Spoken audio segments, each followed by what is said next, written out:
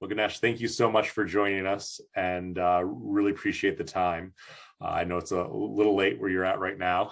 That's fine. It's my pleasure. Yeah. It's normal, Yeah. Normal doing business worldwide, isn't it? Absolutely. Yeah. We've been used to this for a decade now. Yeah. Exactly. Could you just kind of give us a brief introduction of kind of how you got to where you are, and then what your company is, and what you kind of do? Yeah, sure. So by qualification, I'm a mechanical engineer, and I passed out in probably the worst time ever. So that was 2008, right? So when there were no jobs available in the market, and so for survival, we had to do a few odd BPO jobs. It was actually me and my girlfriend who kind of had to stick together, ensure that we support each other, and because my parents were living away. So that's when we happened to work at a call center and a lead gen business. And at some point in time, we happened to realize that I could do a lot more contribution towards the engineering side of the business rather than just being focused on tech and IT. So from a company perspective, holistically, our employer is to be focused more on tech and IT. But I started giving my focus out when I left the job. Then I became a consultant and to a lot of engineering services companies. So that was my forte. I was really good at engineering and with computer-aided engineering and FEA kind of models. So I used to find the prospective customers globally, run lead gen campaigns, telemarketing campaigns. That could be email and telephonic both. And that's how we got started. And I think around 2012 or 14, no, 2012 actually, that we got approached by a few agencies and publishers from North America to see if we can assist them with lead gen or audience development programs, what it's fashionably called in our industry, right? So yeah, we kind of took on those jobs, and from there on, we really started to expand and explode. In the last 8 or 10 years, we've really done a commendable job when it comes to to be able to provide an arena of services and also to evolve as a business to adapt with the evolving landscape in terms of technology, data set, capabilities, and the team itself. So we have a very robust team of 600 professionals who work from India, and we have a few consultants in the US who represent us on the front end sales and the account management side. Wonderful, wonderful. That kind of leads us into kind of the overall market. Overall, are you positive or apprehensive about the kind of current state of the market right now? Now the current state is kind of scary. COVID never scared us. The pandemic never scared us at all. So you must have realized that the valuations for the tech companies and the money that was being infused into the market was crazy. So the valuations went through the roof. A lot of these companies had a lot of money to play around with. Events were not happening, so those budgets were diverted towards a lot more focused, performance-oriented marketing campaigns. So yeah, I think the pandemic did a good job for companies like us. However, now given the crisis or the so-called crisis that's been forecasted that we're all looking at, it's kind of scary because it's absolutely unpredictable, as always any crisis is. So we're all really bracing for impact, trying to see how things in which direction things are going to move. And but at the same time, I think there's an opportunity in every crisis, right? So we got to restructure our organization, regroup and re-strategize on as to how we can help our customers and land new logos and see how we can bring about more value to them, while they also probably have their investors pulling out, or they want to cut costs. They want to be a lot more performance based in terms of their campaigns that they're running. So they want to be able to quantify results on every dollar that's being spent. So to bring about more accountability, I think we need to really rework on strategy rather than having a spray and pray approach. I think it needs to be a lot more targeted and channelized towards the right things or the right objectives. That's great. I totally agree with you. We're definitely seeing some industries are going up, some industries are going down. For instance, recruiting. We're a big player in recruiting, and you saw just a huge push, and now things have kind of started to. Their immediate needs aren't as immediate as they were before. Right. Yeah. So I think the market is very fluid right now. I think it's very unpredictable. And based on that, do you see you expanding or contracting over the next 12 to 24 months? I think the goal is to always expand, But I think so that's our objective. That's a strategy. But yeah, I think we are also becoming a little bit more fluid in terms of not really taking a hit in terms of financial planning, growth planning. We are moving into a much larger office in the next 2 weeks. So our objectives are in line with growth. However, so our cash flow planning and our investors and everyone that has really have vested interest in our business, they've been of real good support, and we kind of given them a heads up that maybe we'll need to infuse more money, or we may need a lot more support at this point in time when things go south. And yeah, we are actually expanding on a sales organization, and we're kind of regrouping and trying to figure out if there's any other new ways where we can become a lot more consultative with our clients rather than just having like a client vendor relationship, because there is so much more information and objectives that are not aligned with the vendors. So if we can get to the spots as to what their objectives, the end goals are, then maybe we can really align ourselves with them.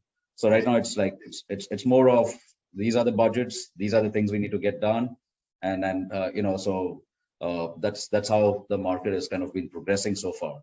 But I think we'd like to become a lot more consultative in our approach, try to coax our clients to open up a little bit more, and as they keep doing that more and more, I think there'll be a lot more value that we can add to them. Yeah, we always find our best clients are the ones that work closely with us to find out what are they trying to accomplish, and let us come up with some solutions that they can actually use. Whereas if you're just, hey, I just need this and only this, I think they're leaving a lot of money on the table trying to do it themselves. And then internally to your business, what was the biggest change you've seen since the pandemic? I think the whole shift from having to work from office to going to a work from home, and then going hybrid, and now trying to bring people to work, the attitude in people, the productivity, the performance. There was always this thing going around in the market that people are working a lot more efficient and productive. There's work-life balance. So I think that all depends from the seniority levels to the industry or to the verticals that they all represent. Maybe for industries like ours, we need to have people actually coming into work, because there's a lot of critical data that we deal with respect to our clients, information, assets, collaterals, and so on and so forth. So owing to all of those compliances and regulatory requirements, I kind of feel that we had to kind of hit the nail back in their head that they have got to come back to work and sit out of this office and kind of accomplish the work that's been given to them. So in our industry, we felt that there was a lower rung of people who was kind of dealing with a lot more of data campaigns and that kind of work. I think the productivity and the performance really went down. So we felt the need to be able to bring back people, and I think the attitude right now for them to suddenly see the shift after 2 years to be able to come back to office is slightly challenging. But yeah, I think we're working on it. Our HR is doing a great job, and we're trying to incentivize or do any other things, have a lot more team bonding exercises and have a lot more fun activities to see that they all could come together as a team and spend a lot more time with each other. Yeah, I think the cat's out of the bag of, oh yeah, I can work from home. I can go to the fridge and get something I want. I don't have to waste so much time commuting and all that sort of stuff. It's tough. There's definitely some people that are just like, no way. And then there's actually, we've seen it both ways, where some people are like, I want to get out of the house. Like I want that social, I want that, but it's so dependent on the individual and what they really value. I think I've worked always from my office, even during the pandemic. I could never work from home. So I have two small boys. I've got twin boys. So they're 6-year-olds. Six. Right? So yeah. 4 and 5. I understand. Nice. Yeah. They're very cute and they're very cuddly. They kind of want to come and sit on your lap, play around, and do things which you can't even avoid and say no to. So while you are at your work, getting to do all that fun with the kids, I think it was kind of really putting me off my track. On my calls, writing emails, putting structures and strategies in place. So I prefer to be in office most times. Yeah, so that's how I kind of feel. The focus is just there, right? You don't have those distractions, and that's where that productivity. So it's kind of like from our end, it's yes, you save on the commute, but then Right. you're kind of distracted throughout the day. So there's definitely something. And then it kind of leads us into has hiring and retaining good staff become more or less difficult since the pandemic? Uh, that's a very tricky question, actually. So yeah, I think, yeah, hiring has not been much of a problem, and nor has been retention, actually. We've had some people who have been with us for a long, long time, and when they had really good opportunities at hand with larger enterprise level clients, enterprises, and if they had like really good jumps in their jobs in terms of first is compensation, obviously, and that's what really figures out everything else. I think that's the majority of it, and I think even the job profile and their exposure to a larger perspective in a business. So those are the kind of roles that we actually let go of happily. Although we'd love to retain them, however, thinking of their careers and their future, we had to let go of them. And yeah, I think the other question. So just going back to the other question that you asked in terms of what has changed since the pandemic, I think the other thing that we really focused on was increasing our capability set and also investing a lot more time and money into technology. So we've become a kind of a very heavily invested organization in technology. We have a lot of robotic process automation that's been implemented. There's like a whole cyclical product that's been developed to kind of automate the entire business operations process. And so we have invested in a tech team here internally to ensure that all of our tech needs have been taken care of. That's great. That's great. Yeah. Yeah. It's funny. I was just talking to one of my friends in EO, and he created a company that was literally he kind of taught himself to code and kind of created like a low code kind of platform and launched a whole company around around that. So definitely focusing on technology when things are a little slow or tough is great strategy. What would you say, in what departments are you experiencing the most experience the most challenges with retention? Sales. Sales. I would say sales is a big was a challenge because there was so much movement in the market when it came to professionals jumping jobs. It was very difficult for us to retain the right people. I mean, the guys were like highly productive. So when they see all of this happening around you, I mean, everyone, I think we're all humans and we have that natural tendency to be able to see what we are really worth in the market. I think just during that exploratory exercise, that's when they feel that, okay, I think I'm worth maybe 40% more than what I'm making and 50% more than what I'm making. And I think most of the enterprises out there, when they got heavily funded but by foreign investors, there's China pumping money, there's US pumping money, there's India pumping money, and all these developing and developed nations that's doing this. And since they were doing that, I think most companies are very desperate to bring on talent on board. So there was very, very, what do you say, like sporadic hiring that was happening and kind of giving them salaries, whatever is possible to kind of bring talent on board. Yeah. So I think sales was one of those critical areas where we thought was kind of difficult for us to retain. Very interesting. Yeah, sales is definitely once you get them, it's tough when you lose them because it's so hard to kind of get them up to speed on what you do, how you do it, and it's definitely and it's also the relationships that they've culminated over a period of time with us, right? So although we are the employers, but I think it's actually them who drives the business with those accounts, right? So for them, it's a relationship. For us, it's a relationship that's very critical with our salespeople, right? So when they walk out the door, I think it's also so we've got to really clutch onto those relationships a lot harder, try to convince them to be able to stick around with us, So those are quite challenging as well. So. Oh, absolutely.